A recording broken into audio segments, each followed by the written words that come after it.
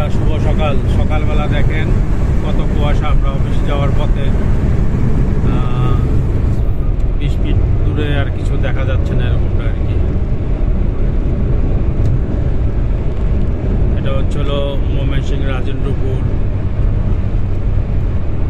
ময়মনসিংহ যাওয়ার পথে আর কি। ন্যাশনাল ভাওলগড় ফরেস্ট এরিয়ার মাঝখান দিয়ে যে রোডটা গিয়েছে সেটা। সাইডে পুরা ঘন কুয়াশা, দুই সাইডেই অনেক কুয়াশা। বাজতেছে 9টা, সকাল 9টা, তারপরেও অনেক কুয়াশা।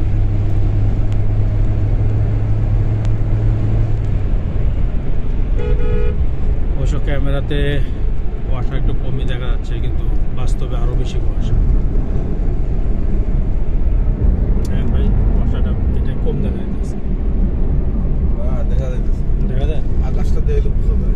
আকাশ তো পুরো মনে হচ্ছে আমরা মেঘের রাজ্যে বসবাস করতেছি। মানে আকাশ বলতে কিছুই দেখা যায় না, শুধু কুয়াশা। এটা হচ্ছিল রাজেন্দ্রপুর। দেখেন রাজেন্দ্রপুর, এই বিল্ডিংটা প্রথমে দেখা যায় না, আস্তে আস্তে বিল্ডিংটা দেখা গেছে। একটা মসজিদ আছে সামনে, এখন দেখা যাচ্ছে না, হয়তো বা কাছাকাছি মসজিদ দেখা যাচ্ছে। মানে প্রচণ্ড কুয়াশা, কুয়াশা চারিদিকে, মনে হচ্ছিল সাদা চাদর দিয়ে আবৃত।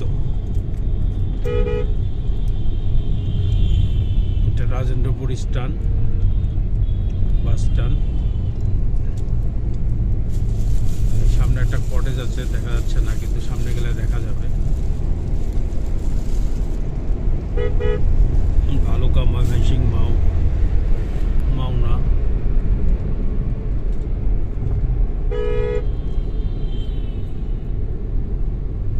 শীতের ভিতরে মানুষ ট্রাকে করে, ট্রাকের পিছনটায় বসে যাচ্ছে।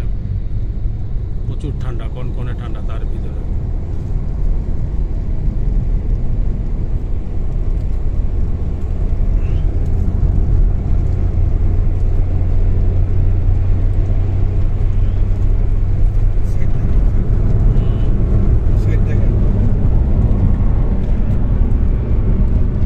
ভাই বলতেছে সাইডের দিকে দেখান, সাইডে অনেক কুয়াশা, আরো বেশি।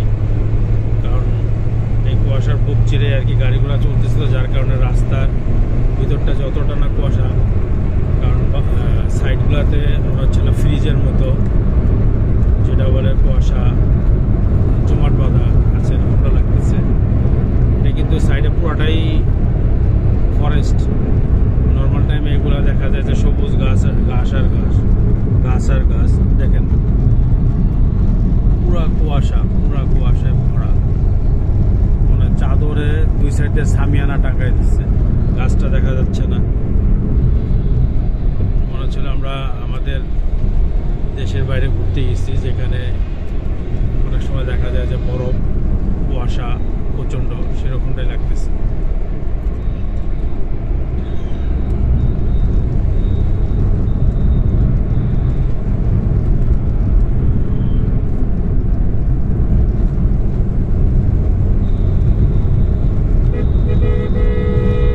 কুয়াশা আরো বাড়তেছে, প্রথম অবস্থার থেকে আরো বেশি কুয়াশা ঘনীভূত হয়েছে, যেটা সাদা চাদরের মতো লাগতেছে।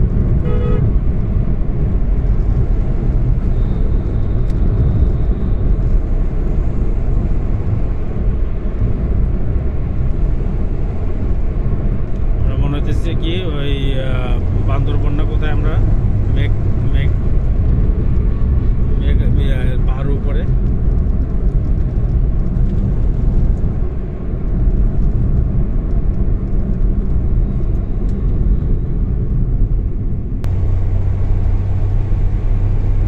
মনে হচ্ছে বন্ধুরা আমরা মেঘের রাজ্যে আছি, মেঘের ভিতর দিয়ে ছুটে চলেছি, এরকমটা মনে হচ্ছে।